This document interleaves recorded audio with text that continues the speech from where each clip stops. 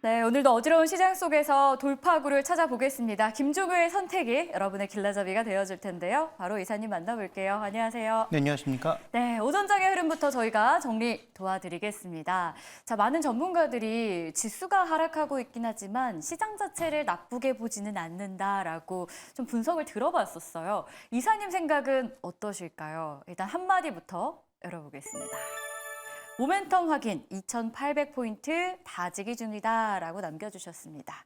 네, 뭐 시장에 어느 정도 속도 조절을 하고 있긴 하지만 예전에 스윙하면서 2,700선을 올랐다 내렸다 하는 것과는 달리 네. 최근에는 분명히 저점도 올렸고 외국인들의 포지션도 어쨌든 지수 기준으로 봤을 땐 삼성전자에 대한 선호도가 지속적으로 이어지면서 쉽게 빠질 수 없는 그런 장세의 흐름이 전개되고 있는 것이죠. 그래서 삼성전자가 일단 뭐 85,000원 위까지 정고점을 돌파한 상황에서 쉬고 있는 구간으로 가다 보니까 다른 종목군들이 오히려 더 활발하게 움직이고 있는 그런 양상으로 가고 있는 거예요. 그래서 뭐 특별하게 더 나올 게 없겠지만 뭐 미국 물가라든지 이런 것들을 확인하는 과정 정도 혹은 뭐 정치적 불확실성 정도를 좀 녹여내는 정도 뭐 이 정도가 지금 뭐 시장에 부담이 아닐까라고 보여지고 있고요. 그런 것들에서 큰 문제가 생기지 않는다면 다시 또 레벨업을 시도하지 않을까라고 보고 있는데 뭐 시장에서 뭐 하반기 뭐 3,200, 뭐 3,300 얘기 나오고 있지만 그건 뭐 지나봐야 하는 것이고 어쨌든 지금의 핵심 포인트는 그렇게 쉽게 빠지진 않을 거다라는 거죠. 저는 여전히 뭐 이렇게 속도가 빠르진 않을 거라고 판단하고 있는데 뭐 지금처럼 이렇게 레벨을 올려가는 과정에서 종목 순환매가 비교적 실적주 위주로 견조하게 나타나고 있는 것 뭐 나쁘지 않다라고 보고 있습니다. 네, 나쁘게만 볼 필요는 없다라는 이야기 역시 동일하게 좀 들어볼 수 있었는데요. 그렇다고 빠른 속도를 기대하기에는 아직은 좀 이르다라는 것도 저희가 챙겨봐야 될 것 같아요.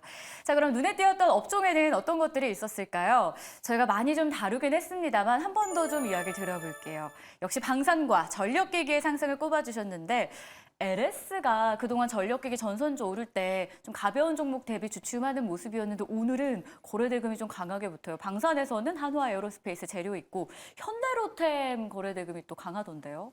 네, 일단 뭐 다 재료가 있는 종목들이죠. 네. 현대로템, 하나에어로스페이스는 추가 수주 얘기가 나오니까 급등하는 것이고 LS도 오늘 재료가 나왔죠. 근데 그 재료는 양면이 분명했습니다. 전력기기 말씀드릴 때 HD현대엘렉트릭과 LS 두 종목을 계속 저는 뭐 개인적으로 네.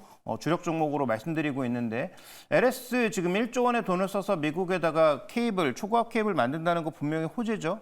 그런데 LS그룹의 최근에 그룹 특성을 보시면 이렇게 투자하면서 재무 구조는 좀 악화되고 있는 상황입니다. 일주의 투자가 더 들어가요. 성장을 위해서 가는 겁니다. 거기에 대해서 뭐 누구도 왈가왈부 토를 달지 않겠지만 그것으로 인해서 재무적인 불확실성이 커지는 건 반가운 건 아니죠. 그러니까 분명히 트레이드 오프가 있다라는 것은 아시고 가셔야 되는 거예요. 오늘 주가 급등하는 것을 뭐 제가 뭐 찬물을 끼얹자는 게 아니라 저는 좋게 보고 있는 종목이지만 그 재료의 양면성이 있는데 시장에서는 너무 좀 긍정적인 측면만 또 띄우고 있는 것은 아닌가라는 우려도 하고 있는 거죠. 그래서 저처럼 아예 아주 예전부터 LS에 관심 가지고 그냥 뭐 보유하고 있는 사람의 네. 입장에서는 오늘의 급등에 별로 그렇게 반갑지 않은 상황입니다. 그래서 전체적으로 지금 뉴스를 보실 때는 항상 긍정적인 측면만 보시지 말고 지금은 주가가 먼저 올라버린 상황이기 때문에 그와 관련된 마이너스 요인도 충분히 고려할 필요가 있다. 이렇게 좀 보여집니다. 약간의 경계감은 두고 볼 필요 있다. 이렇게 저희가 들어보도록 하겠습니다. 뜨겁게 올라오고 있는 방산과 전력기기까지 오늘의 섹터 점검해 봤는데요. 자, 그럼 본격적으로 오늘 우리가 조금 더 유념해서 봐야 되는 지금쯤 한번 꼭 점검하고 넘어가야 되는 섹터와 종목에는 어떤 것들이 있을까요? 김종우의 픽을 통해서 오늘도 알아보겠습니다. 바로 공개할게요. 자, 오늘은 조선주를 들고 오셨습니다. 구조적의 흐름이 지속될 것이다 라고 이야기해 주셨는데요. 수에즈 사태가 장기화되면서 오히려 조선주에는 좀 우호적인 분위기가 형성이 됐어요. 기대감 저희 계속 좀 이어가 봐도 될까요? 네, 일단 뭐 조선주는 한 6주, 7주 전에 한번 저희가 살펴본 적이 있는데요. 뭐 그때와 크게 달라진 것은 없지만 재점검하는 차원, 또 실적 발표라는 차원에 있어서 한번 점검해 볼 때가 되었다라고 보고 있고요. 명확한 결론을 내릴 수 없는 몇 가지 이슈들이 있지만 그런 이슈들의 전반적인 방향이 여기도 쓴 것처럼 구조적으로는 일단 조선주에게 긍정적으로 흘러가고 있다. 이렇게 좀 봐야 될 것 같습니다. 구조적의 흐름이다. 많은 분들이 혹시 신조선가? 떠올리시지 않을까라는 생각이 드는데 자, 저희가 세 가지 포인트를 통해서 조선주에 대해서 점검을 도와드릴 겁니다. 먼저 첫 번째 포인트부터 열어볼게요. 자, 운임이 상승합니다. 그런데 고점 예측이 어렵다라는 건데 이 내용만 봐서는 고점 예측이 어려운 거면 계속 올라간다는 뜻인가? 라고 상상을 하게 되는 것 같아요. 어떤 게 운임을 좀 이끌어줄 걸로 보세요? 양면성이 있는 거죠. 지금 결국은 그 수에즈 운하가 막히면서 돌아가면서 운임이 상승하고 있는 거 아니겠습니까? 근데 그게 어떻게 멈출지 알 수 없고요. 그다음에 지금 또 하나 뚫고 있는 루트는 인도를 통해서 중동을 가로지르는 루트가 지금 만들어지고 있는 상황이에요. 그러니까 배를 최대한 덜 쓰면서 유럽으로 가는 루트가 하나 또 만들어지고 있는 상황이니까 그래서 이 정치적인 변수가 어떻게 흘러갈지는 예측 불가라서 지금 이제 준비된 그림 보시면 굉장히 가파르게 올라오고 있는 상황이란 말이죠. 그러니까 코로나 때 아예 막혀서 급등했던 그런 구간까지 갈 이유는 별로 없다라고 보여지지만 현재 이스라엘과 팔레스타인이 뭐 협의한다, 안 한다, 또 뭐 폭탄 떨어뜨린다, 뭐 여러 가지 이슈들이 가고 있는데 이게 뭐 언제 끝날지, 끝나면 수에즈 운하는 정말로 잘 열리는 것인지 이런 여러 가지 이슈에 대해서 우리가 정확하게 고점 판단을 하기 어렵다는 거죠. 어쨌든 이렇게 정치적 불확실성이 늘어나면서 전반적으로 나타나고 있는 운임 상승, 또 이런 운임 상승 때문에 전반적으로 상선의 필요성이 조금 더 증가하고 있고 그러면 경쟁력 떨어지는 중소업체들보다는 대형 업체 쪽으로 어차피 이렇게 다시 선봉량이나 선대량이 증가하는 그런 상황에서 아예 그럼 IMF 규제를 피하기 위한 대형 선박의 교체 수요도 증가할 수 있다는 그런 얘기들이 나오면서 중고성가마저도 올라가니까 신조성가를 밀어올리고 있는 그런 구조적 상황이 나타나고 있다는 얘기예요. 그래서 뭐 전쟁이 이스라엘 팔레스타인 전쟁 마무리되면 다시 뭐 급하게 떨어질 수도 있겠습니다만 지금 이런 구조적 흐름 자체가 그런 판도가 또 180도로 확 뒤집힐 거냐 그렇지 않을 것 같다라는 차원에서 오늘 구조적 상승을 하나 말씀드리는 내용입니다. 그럼 판도가 완전히 바뀌지 않을 가능성이 더 높게 점쳐진다면 투자하기에도 매력적이지 않을까라는 생각이 드는데요. 자, 두 번째 포인트도 이 투자 매력을 지지해 줄 수 있는 내용일까요? 보시죠. 자, 가스선에 이어서 컨테이너선까지 혹시 발주 이야기하시는 걸지. 네, 뭐 발주도 맞지만 지금 신조성가의 상승을 올해 1분기까지 이끌어왔던 건 컨테이너선은 오히려 내리거나 플랫했습니다. LNG하고 LPG 두 개가 끌어온 거예요. 그래서 이게 약간 불균형한 상승이다. 그런데 LNG, LPG를 우리가 워낙 잘하고 있으니까 우리 조선사가 좋아질 거다라고 얘기했는데 지금 아까 말씀드린 대로 운임이 상승하면서 구조적인 상황에 따라서 컨테이너선까지 좋아지면 당연히 컨테이너와 LNG, LPG에 다 강점이 있는 한국의 빅3들이 좋아질 수밖에 없다라는 걸 말씀드리는 거죠. 물론 이게 장기화될지는 좀 지켜봐야 됩니다. 준비된 그림으로 확인을 해볼게요. 자, 일단 전체적인 이 수요 공급을 살펴봤을 때, 컨테이너선의 수요 공급을 살펴봤을 때 2024년이 수요가 좀 더 우위로 가는 그런 상황으로 갑니다. 아까 말씀드렸던 그런 요인들 때문에. 그래서 전체적으로 지금 보시면 물동량은 증가하는데 선봉량이 증가하지 않아서 전체적으로 여기서 이제 플러스가 나요. 근데 내년에 만약에 이런 전쟁 관련된 요인이 풀리면 다시 급하게 마이너스로 내려가겠지만 지금 현재 구간에서 지켜보고 있는 것은 이 14년도의 이 요소 때문에 전체적으로 늘어나는 물동량과 그에 미치지 못하는 선봉량으로 인해서 컨테이너선 가격이 조금 더 올라갈 수 있다.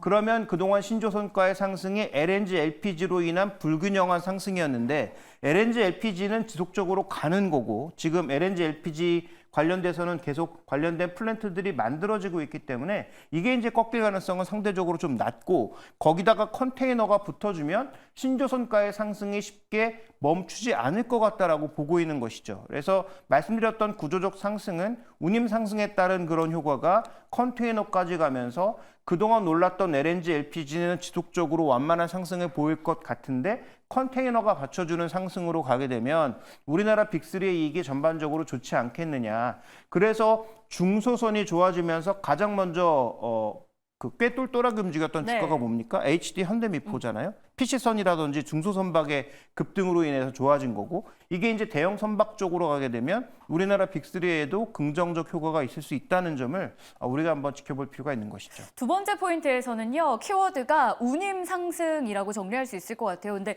컨테이너선 운임 상승을 저희가 예측하지는 못했었잖아요. 이게 크게 작용될 수 있다. 이렇게 정리해봐도 되겠습니까? 컨테이너 운임이 상승하는 것도 상승하는 네. 거지만 더 중요한 건 컨테이너 선가가 올라가는 선가 거죠. 상승. 그러니까 운임이 상승하면서 관련된 수요가 증가하니까 관련된 성과도 같이 올라오고 있는 것. 그래서 지금 우리가 이 올라오고 있는 신조 성과가 금세 고점 찍고 떨어지지 않을까에 대한 우려가 있는데 맞아요. 이게 지금 양쪽에서 받쳐주면 쉽게 안 떨어지지 않겠느냐라는 판단을 내릴 수가 있는 거죠. 좋습니다. 자, 그렇다면 세 번째 포인트는 조선주에 대해서 어떤 이야기를 하고 있을까요?